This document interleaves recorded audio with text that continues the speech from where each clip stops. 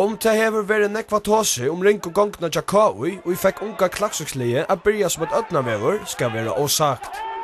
Heien av læsene legger trusta, Tadje Kristoffer Jakobsen ser dalt av. Kaui og 8-1-0. Kaui heldur av fram. Gott kombinasjonsspel av Mion Vadle enda vi at målskytten Kristoffer slipper inn omvergene til Våamannen. En affær han Ardaleser, 2-0 og en flikkvande byrjan til heimalige.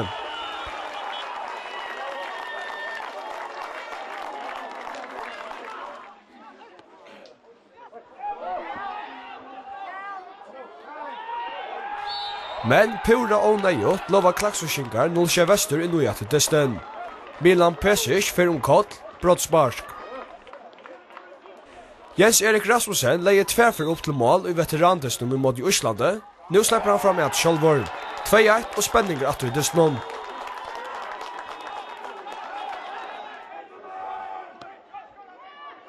Etter luttlare løte hever KU blekka 2 målslasjene for i bor. Og en annen affær Jens Erik Rasmussen utgjør seg. Han lekker i løtene nast overast av toppskorerlistan vid 5 mål. Grøypevinnerne får en gilta målaga Tullio i desten. Soren vinner balten fra Blei og sitter på en av kjøs mot malen. Men vi feltre av AP-lagaren.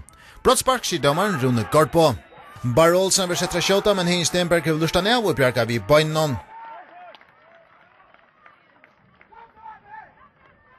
En lenge balte vil sende fram i AP-brotstein. 2 vergelagere miskylja kvann annan. Og så får Brian Olsen og Risa målaga, men skåter for vi syna av malen. 21 minutter spalter. Alex Mellengård kastar inkast i vinstra båret. Bulten gonger høtte inn til Jans Johansen, så flukta bulten i nede. 8-0. Jessnu trusta etter malet.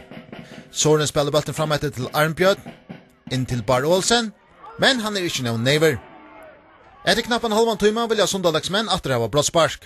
Leif Niklasen fyrir med kottel i brottstegnet til AB, men hesfyr leder dommeren Rune Gorpo ikke viser komma. Heimalige hei fyrsta målagan i 17-halvøyge. Janus Johansen stodar etter innlegger høyre, men røyndene ødje løsna fyrir vi syne av malen.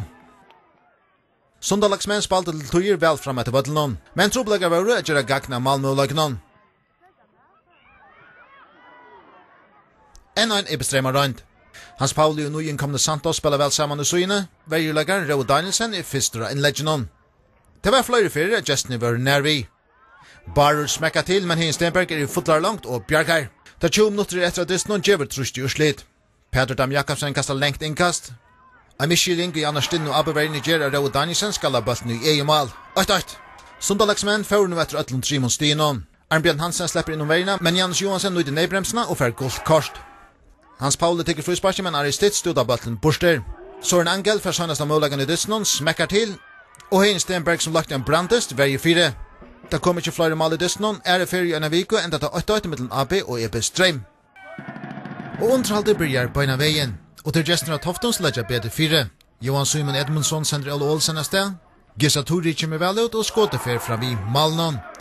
Atter Ole hesser fer langran til utifra, men Gissa Tori bjergar. 20 minutter spalter og Vikinger hever sina første verlig malrøynd. Sunni Olsen tykker fryspark og inn i brotstein i Sverre Jakobsen Hakster. 8-0. Heimali her ikke må finne armene nyretter, så brottspark i Sarpsborg. Øsser Hansen tykker fryspark. Og inn i 5 meter noen kjem bulten i armen av Hannes Jakobsen. Dommaren Ransen Jules er ikke Iva. Brottspark. Nenad Stankovic vil sette kjøta, men i malen viser Gessa Tori størspill og bjergar.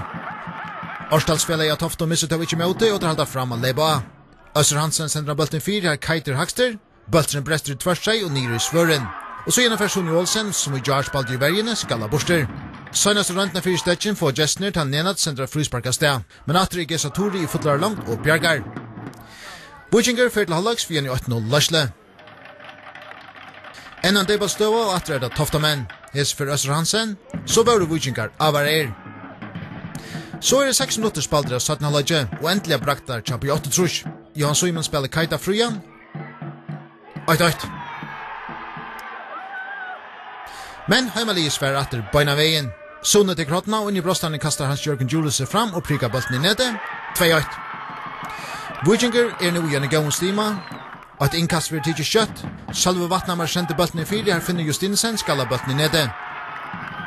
3-8 og distrin avgjørder halda de fleste. Men Bjørtrusleggerne skulle ha rås fyrir at det gå opp. Øster Hansen tekker fruspark, bultren fyrast inn i brosteinon. Og enden Johan Symen færsat bulten i nede. 3-2 spenninger atter i distrinon. 24 minutter spalter og gestene av fruspark bort utanfor brosteien. Øster Hansen har gjort det fyrr, og hese fyrr gjør han til enden av fyrr. En sånn perla, 3-3.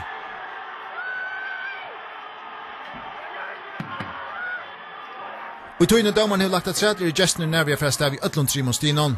Fyrsten av Vujinga verilagar nærvia gjør Kjallmalt, han skallar av tverstreie. Og så gjerne fra Johan Symen ikke skåta at han kommer standa pura leiser inn i 5 meter. Hesen ser underhaltande distren endar 3-3 etter Malmö-lagon og dørstid Vujingar kan være gledes om. Det var et velopplagt hapeli og vi tjei og Fuglafyrir og i Jar. Tulja og fyrre holdage sost uttrykkleggen og i UF-vergene tar Pottelmore Johansen slipper pura leiser ved malvergjennom. UF heier øysni omkran møvlega. Her røyner Jan Ellingsgaard seg, men vi sugene av. Og løt og søttene skyter Andy Olsen point og pom. Men hoppet ut gjør seg dalt av store hålen og i UF-vergene, og her legger Frau Benjaminsen havna med 8-8-0.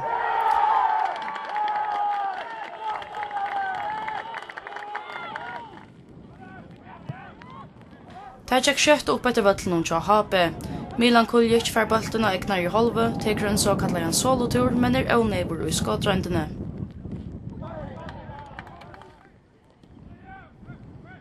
Sias må at UF gjør det alt etter kunde i allopsparsen. Her fer Høgne Zakariasen guldkort for å drønne å filma seg til et brottsparsk. Line fer til Hollegs ved støvende 8-0.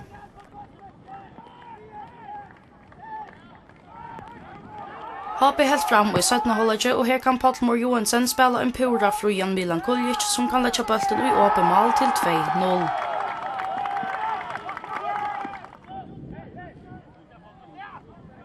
Løt og 17 sender malvergen Simon Rekvi Hansen, Pottelmore av sted, han spiller Rekva Paulsen som omveis handar og stong og øker løslene, 3-0 til HP. Andy Olsen var en beste løykaren til UF, her Rekvi at han skårer ved frusparskje, og løt og 17 blir til, ta han vinner bulten av egnar i halvo, teker turen fram etter vøtlen og minkar munen for UF til 3-8. Maynard Johansson ut til Ola, Roald Jakobsen lever av beina veien, vinner bulten, men skåter for en spann ved syne av. Det var ikke nek gestene hadde bjøy på første lødene. Her er det at han alltid vandrer mikkel på temken, som kommer standa vel 4 i brosteinon. 16 minutter spalter. På 60 det var han vinner bulten. Sammal som vil sendra sted egnar i halve. Kjem fram vid øynen enn så gjøre. Verjan bakkar og han er ved neggplass. Så er ikke anna gjer enn a høgga til. Bulten sitter opp i hotten 8-0.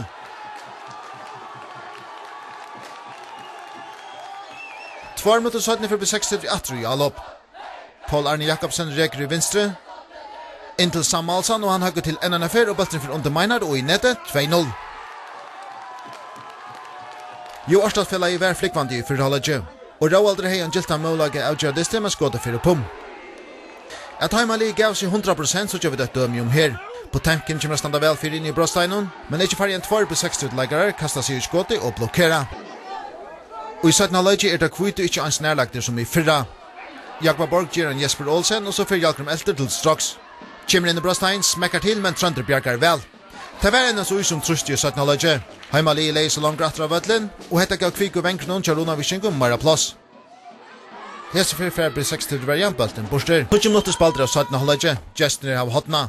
Bulten over skallar ut til Jalkrum, teker et trekk, og ved en fralegg skåte minkar han munen 2-8. Og hinn enda noen i Jakob Borg nærvi, men skåte fyrir usrien er det. Einar Hansen er kommet fram vi, legger inn 4, Boje Lødjen snittar, Trønder får ikke boksa bulten borster, og så 2 til Clement Olsense, 2-2, Janlager i Gundadelle. Enda vanda Michel Atlegging fra Jakob Borg, men hese fyrir etna vi heimalinen til skåte fra Clement for bant fram vi. På Temken struer seg til baklinjena, legger inn 4. Johan Ellensgaard får bulten borster i fyrste i atlo, men bant ut til Einar Hansen som smekkar til. Godt skåt som Trønder med å fotla langt for Bjarga. Vi der i togene, dommerne har lagt et sett. En affær kommer på Temken til baklinjena. Bulten kommer ut til Janninga Petersen, som vil dagsens med av Tom Golo. En så i vinner 3-2 og en omtraldande diste her linje 8 kvørsin halvleik.